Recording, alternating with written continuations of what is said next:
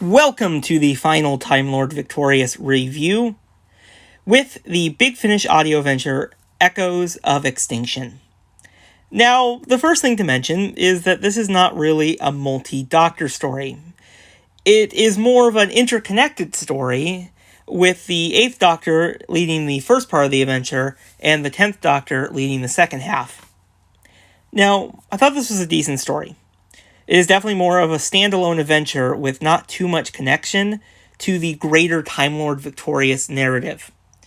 Now, the story does a really good job exploring the Doctors at two different points in the greater narrative of Time Lord Victorious, which I thought was a very interesting idea, and I'm glad they explored it. It kind of allows for an explanation of, well, the 10th Doctor at the end of the events after he, tried to wipe out all the Katura. And we get to see how he's kind of dealing with that, and how it didn't really go what he thought it would. And this is an 8th Doctor who doesn't know what is coming up. The 8th Doctor part was just okay. It's definitely the weaker side of the story. It does have some really good moments to it, but it didn't really have a good flow to it. But I will say the guest cast was a really good highlight, and I really enjoyed the Butler character. It added a lot to the story. Yeah, the 10th Doctor part of this adventure was a lot better than the other half.